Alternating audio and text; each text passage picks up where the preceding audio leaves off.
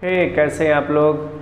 मैं मनीष कुमार फिर आप लोग के सामने आ गया हूं और ये नंबर सिस्टम का आपका 5वां वीडियो, नंबर सिस्टम का 5वां वीडियो। चलिए, चौथे वीडियो में आपने प्राइम नंबर्स के सभी प्रॉपर्टीज़ के बारे में सीखा था। थोड़ा सा पीछे का रिवीजन करा दें हम।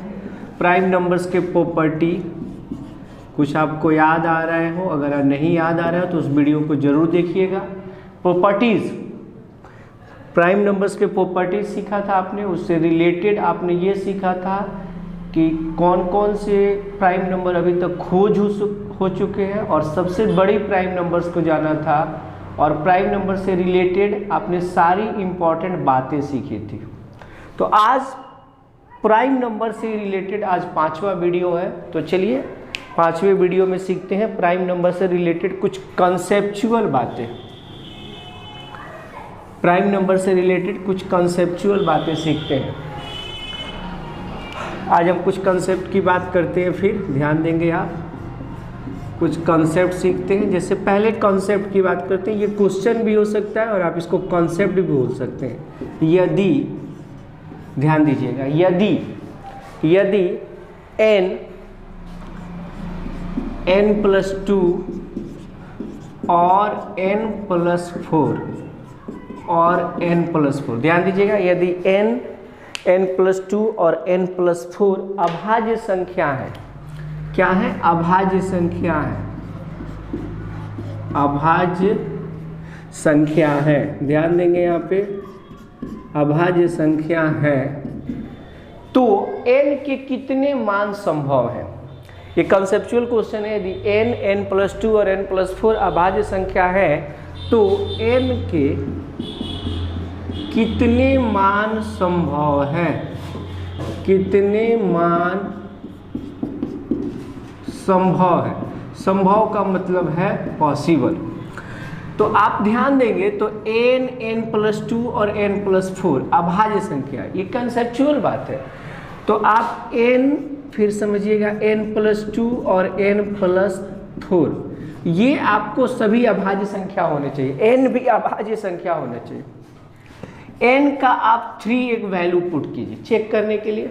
तो जैसे ही आप 3 चेक डालते हैं तो यहाँ पे 3+2 5, यहाँ पे 3+4 आपको हो गया 7। यानी n का अगर यहाँ पे देखा जाए तो एक ही वैल्यू पॉसिबल, यानी आंसर हो जाएगा 1। n के कितने मान पॉसिबल है? तो एक ही मान पॉसिबल है। अगर n की कोई दूसरी वैल्यू आप पुट करते हैं, जैसे मान लीजिए प्राइम नंबर में आप n = 5 लेते हैं, तो 5 जैसे लेते हैं तो यहाँ पे n+2, 5+2 हो गया 7, यहाँ पे n+4 यानी कि 5+4 हो गया 9। ये तो प्राइम नंबर नहीं है। तो इसका मतलब है कि n का एक ही मान पॉसिबल है। n का एक ही मान पॉसिबल है, दूसरा मान n का नहीं हो सकता है। तो इस क्वेश्चन के अनुसार अगर ऐसे पॉसिबल क्वेश्चन है, पहला n हो, उस पर फिर 2 का ज़्यादा हो, फिर 2 ज़्यादा हो, तो इस कंडीशन में n के एक ही मान पॉसिबल है। उतार लीजिए, इसको राइट डाउन कर लीजिए। अब एक चीज़ और समझने वाली बात है, और एक चीज़ समझिएगा, इससे आपको क्या कॉन्सेप्ट निकल के आया, नोट में हम आपको लिख देते हैं। 3, 5 और 7, ये 3, 5 और 7 आप देख रहे होंगे के अलावा, 3, 5, 7 के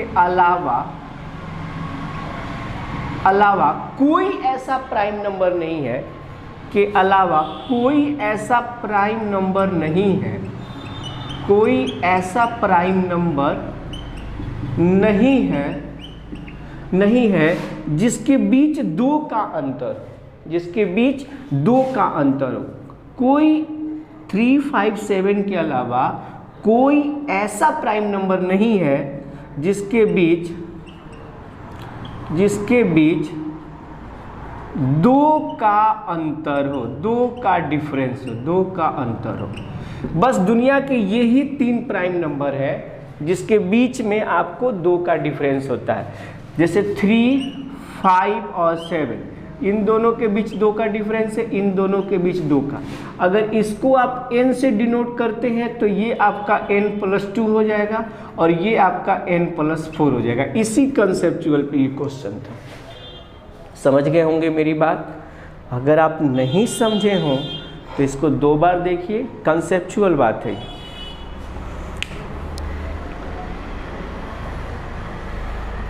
चलिए अगले कॉन्सेप्ट की तरफ बढ़ते हैं। आज हम प्राइम नंबर से रिलेटेड जितने भी कॉन्सेप्ट हैं वो आपको बता रहे हैं। प्राइम नंबर से रिलेटेड जितने भी कॉन्सेप्ट हैं वो अभी आप सीख रहे हैं, वो आप अभी सीख रहे हैं। चलिए अगला कॉन्सेप्ट समझिएगा। प्राइम नंबर से रिलेटेड जितने भी कॉन्सेप्ट हैं फिर से हम लिख देते हैं। प्राइम नंबर से रिलेटेड कॉन्सेप्ट आप सीख रहे हैं। अगला कॉन्सेप्ट समझिएगा।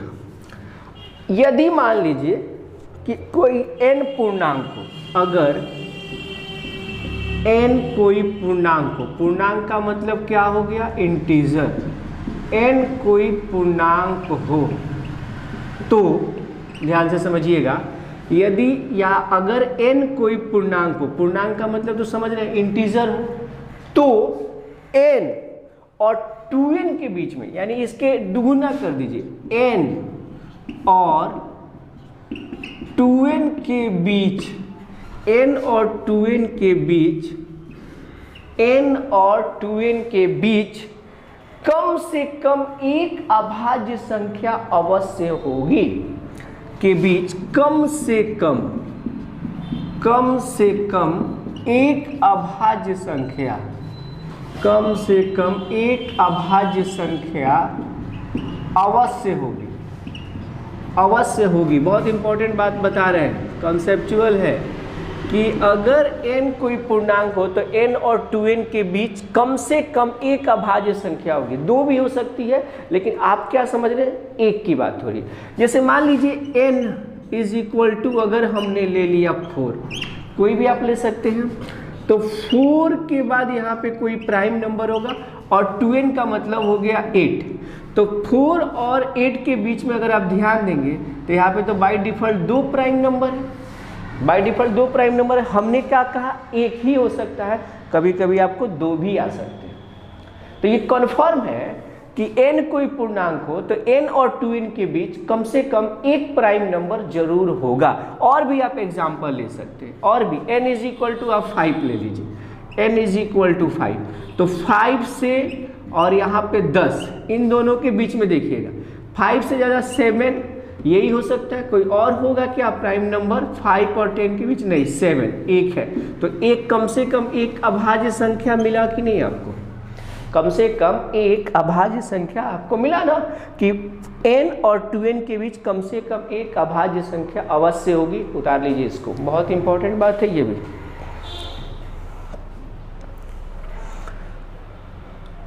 चलिए अगले कॉन्सेप्ट पे आ जाइए। अगले कॉन्सेप्ट पे आते हैं, ध्यान देंगे। अगला कॉन्सेप्ट कहता है यदि p कोई अभाज्य संख्या हो, यहां लिखते हैं, यदि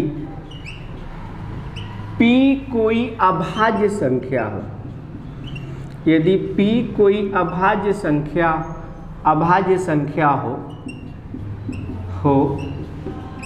यदि p कोई अभाज्य संख्या हो और a कोई पूर्णांक हो, और a कोई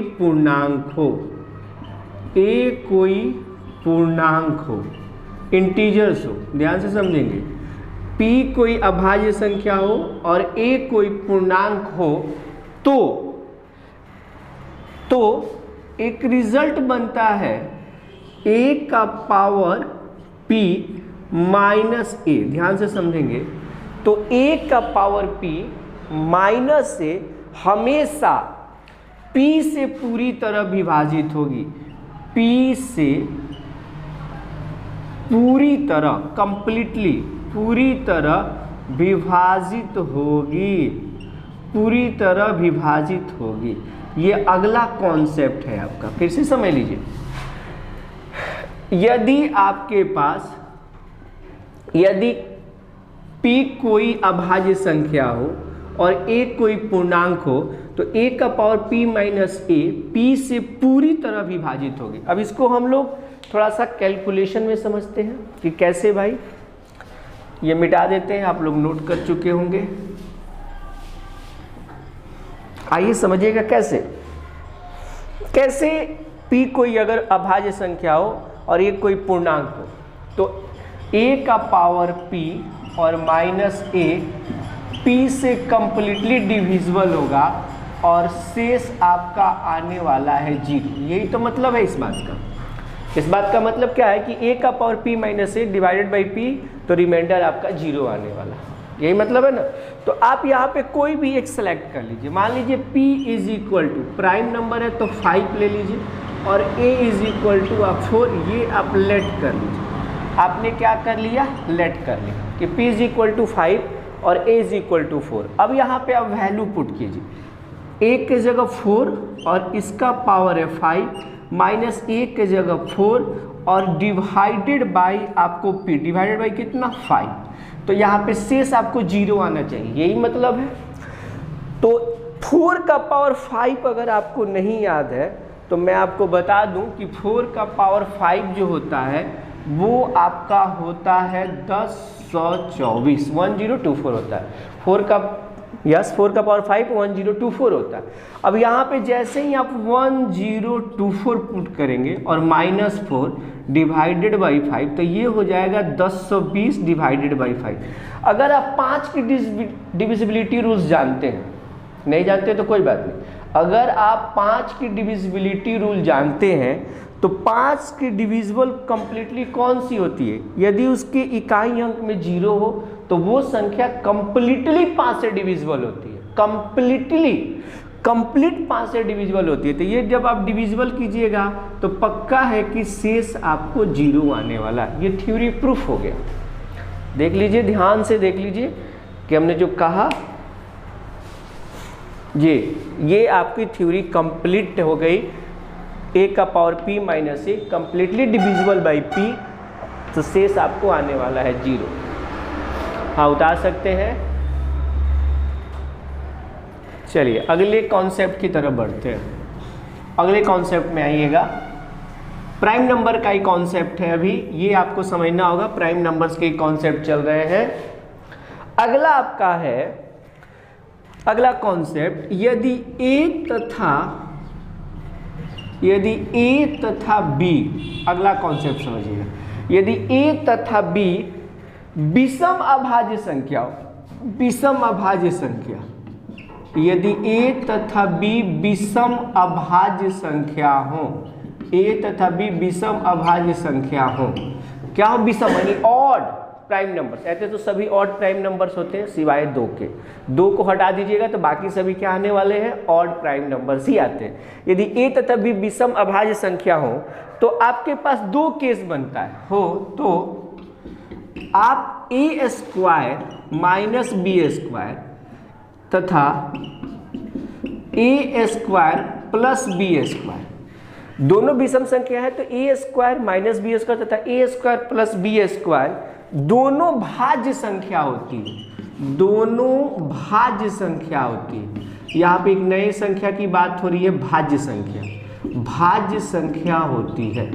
तो मैं आपको बताऊं कि भाज्य संख्या क्या है। पहले भाज्य संख्या, इसको अंग्रेजी में कंपोजिट नंबर बोलते हैं।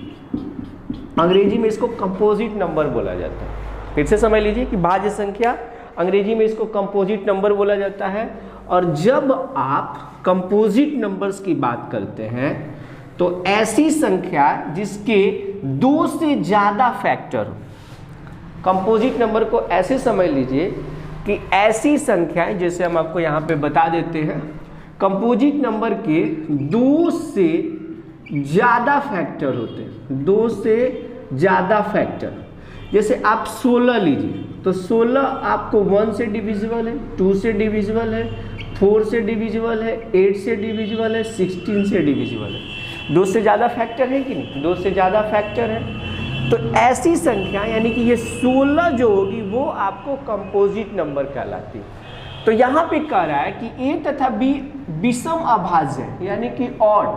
ऑड प्राइम नंबर्स जब है तो ऐसे कंडीशन में, इस तरह के कंडीशन में ए स्क्वायर प्लस बी स्क्वायर या ए स्क्वायर माइनस बी स्क्वायर जो संख्या प्राप्त होती है वो दोनों भी कंपोजिट नंबर होते हैं। एग्जाम्पल के तौर पे लेते हैं, जैसे a इज इक्वल टू मान लीजिए 5 ले लेते हैं और b इज इक्वल टू 3, दोनों ही ध्यान देंगे तो ऑड प्राइम नंबर है, दोनों ही ध्यान दीजिए ऑड प्राइम नंबर है।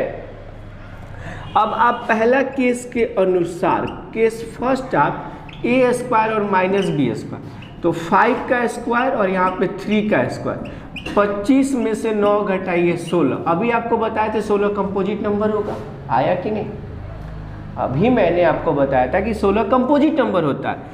केस जब आप सेकंड लेते हो, केस आप सेकंड लोगे तो ए स्क्वायर प्लस बी स्क्वायर, ए की वैल्यू 5 का स्क्वायर और बी का वैल्यू 3, 25 प्लस 9 आ गया 34। क्या 34 कंपोजिट नंबर नहीं होता है?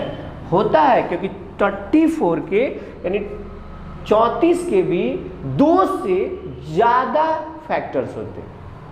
आ रही है बात समझ में? 2 से ज़्यादा फैक्टर्स होते हैं 34 के भी। उतार लीजिए, बहुत अच्छी बात है।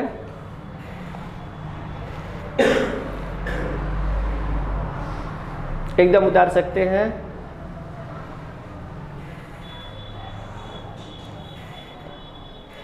चलिए, अगला जो आपका टॉपिक है, अगला जो आपका कंटेंट है वो है test of prime number, prime numbers की जांच। अगला जो टॉपिक्स मिलेगा आपको वो होगा टेस्ट ऑफ प्राइम नंबर्स। आप हमेशा हमारे साथ बने रहिए चैनल के द्वारा, मैं आपको A to Z free content पढ़ाने वाला हूँ। A to Z आप बने रहिए, आपको एकदम अप टू डेट मटेरियल भी मिलेगा। तो चलिए, अगला है आपका टेस्ट ऑफ प्राइम नंबर, यानी कि प्राइम नंबर्स की जांच, अभाज्य संख्या की जांच।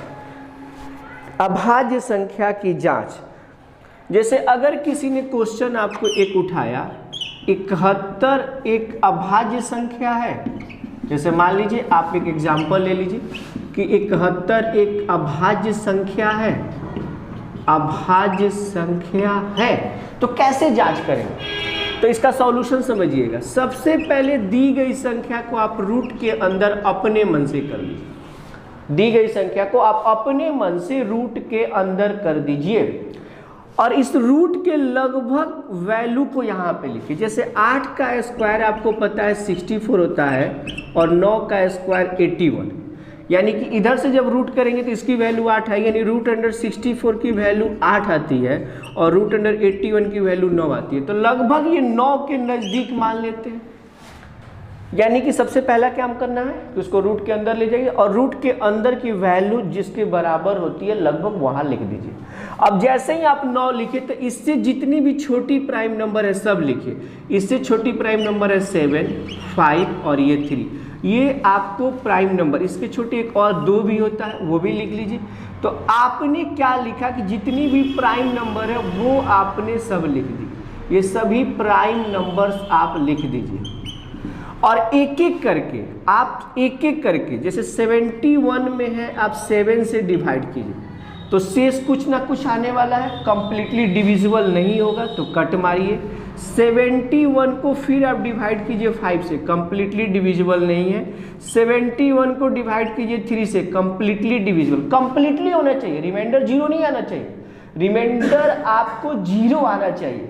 रिमाइंडर क्या आना चाहिए? 0 आना चाहिए। कंप्लीट डिविजिबल होगा तब आप कहेंगे कि वो प्राइम नंबर नहीं है, लेकिन यहाँ पे तो डिविजिबल हो नहीं पा रहा है, कुछ ना कुछ रिमाइंडर आ रहा है। तो आगे भी बढ़ जाइए, 71 में डिवाइड हुई, यहाँ भी रिमाइंडर आने वाला है। तो इसका मतलब है कि 71 जो है वो 100% आप बोल सकते हैं 71 प्राइम नंबर है। आप एकदम 100% बोल सकते हैं।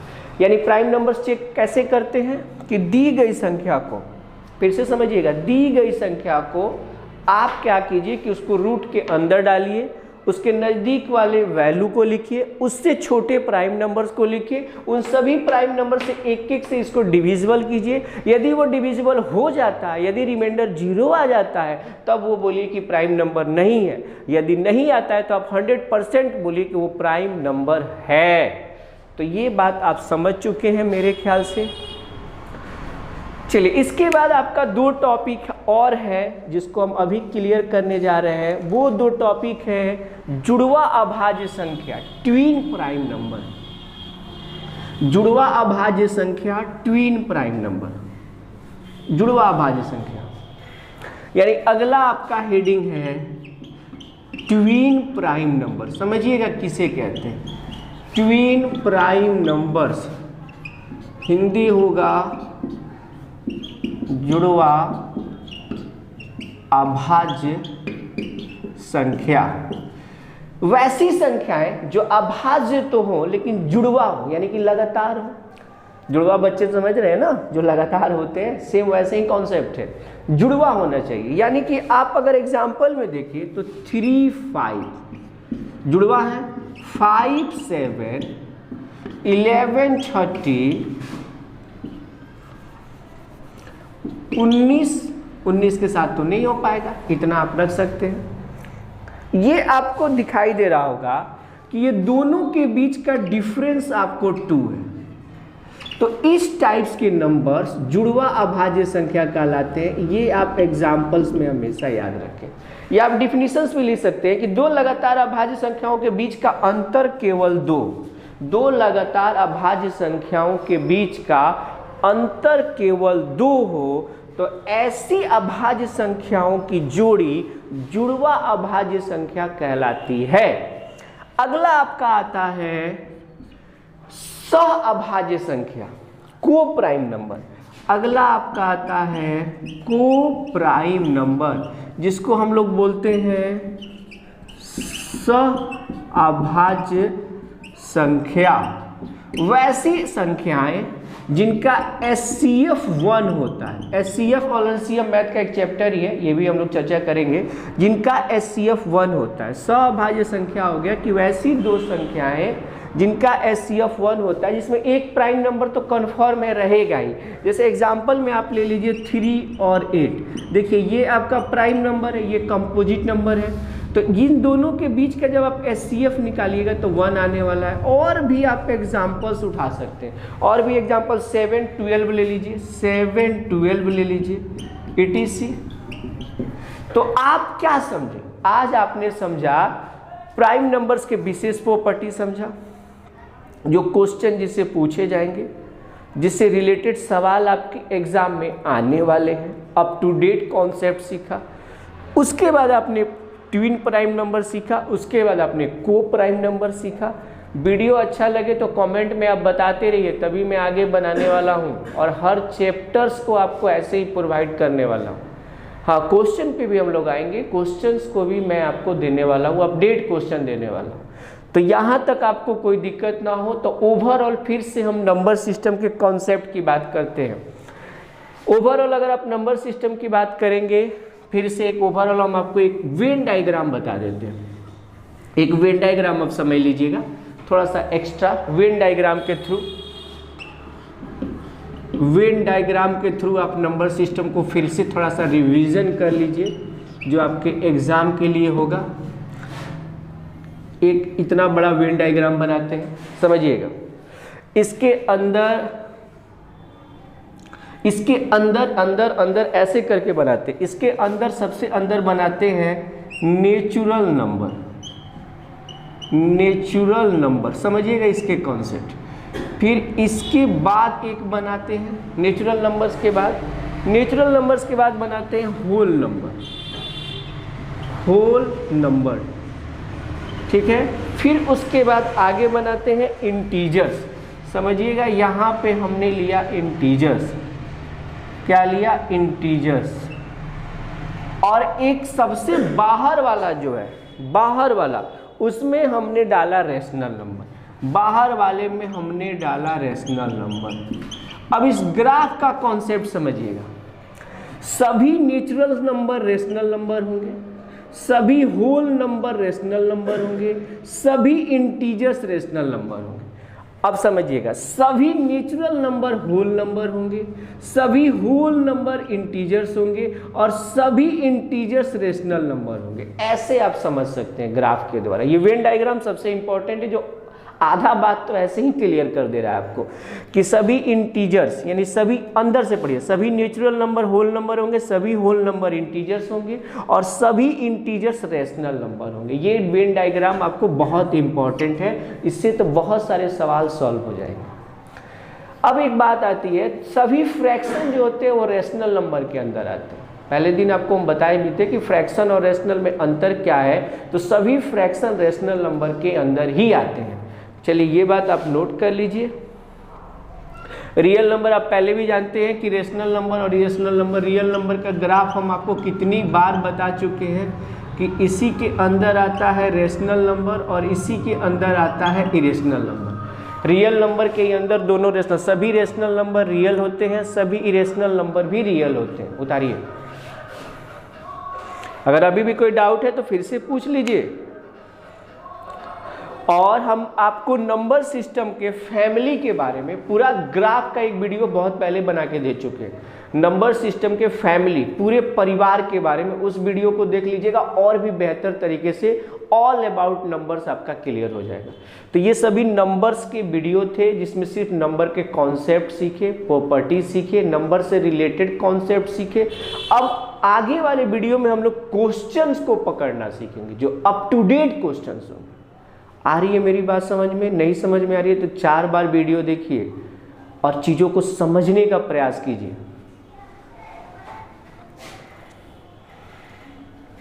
चलिए, थैंक यू। अगले क्लास में मिलते हैं हम लोग और इसको इसी तरह आगे बढ़ाएंगे। आप लोग बने रहिए मेरे साथ।